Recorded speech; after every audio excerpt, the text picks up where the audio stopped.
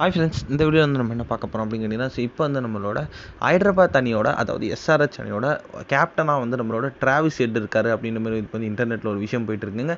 So அதை பற்றி தான் இந்த வீடியோ நம்ம டீட்டெயிலாக பேச போகிறோம்.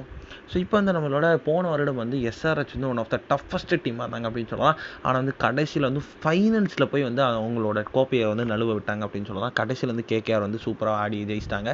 ஆனால் வந்து அது வரைக்கும் வந்து ஸோ எல்லாரோட ஃபேவரட் கிட்டத்தட்ட வந்து 70% வந்து நம்மளுடைய எஸ்ஆர்எஸ் தான் வின் பண்ணும் அப்படின்ற மாதிரி சொன்னாங்க. அதற்கு முக்கியமான காரணம் வந்து அதிரடியான ஓப்பனரான டிராவிஸ் ஹெட் அப்படின்னு சொல்லலாம். அவரும் அபிஷேக் சர்மாவும் கொடுத்த ஸ்டார்ட்னால தான் வந்து ஸோ முக்கால்வாசி மேட்சஸ் வந்து நம்மளுடைய எஸ்ஆர்எஸ் ஜெயிச்சாங்க அப்படின்னு கண்டிப்பாக சொல்லியாகணும். ஸோ அவரோட சூப்பர் பர்ஃபார்மன்ஸ் மூலமாக தான் வந்து நம்மளுடைய எஸ்ஆர்ஹெச் வந்து அவங்க வந்து ரீட்டைனும் பண்ணியிருக்காங்க இந்த அடுத்த 3 வருஷத்துக்கு.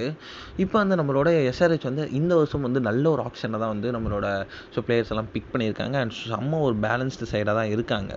இதில் வந்து இப்போ வந்து பேட் கமின்ஸ் தான் வந்து நம்மளோட எஸ்ஆர்ஹெச் கேப்டனாக இருக்கார். அண்ட் அவர் வந்து ஆஸ்திரேலியாவுக்கு வந்து நம்மளோட T20 எல்லாமே வந்து அடிச்சு கொடுத்துருக்காரு.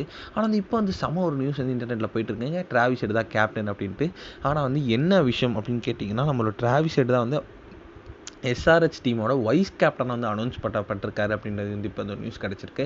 ஸோ அதைத்தான் வந்து நிறைய பேர் வந்து கேப்டன் அப்படின்ட்டு தப்பாக புரிஞ்சுட்டு இருக்காங்க. இந்த வருடமும் வந்து நம்மளோட பேட் கமின்ஸ் தான் வந்து கேப்டனை வந்து செயல் பண்ண போகிறாங்க.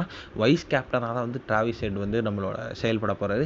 சப்போஸ் ஏதாச்சும் இன்ஜுரி இல்லை வந்து நம்மளோட பேட் கமின்ஸ் ஏதாவது வெளியே பர்சனல் யூஸ்க்காக ஊருக்கு போகணும் அப்படின்ட்டு வந்தால் மட்டுமே வந்து நம்மளோட டிராவிஸ் ஹெட் வந்து கேப்டன்சி எடுத்திருப்பாரு அப்படின்ட்டு வந்து இப்போ வந்து நியூஸ் கிடச்சிருக்கு.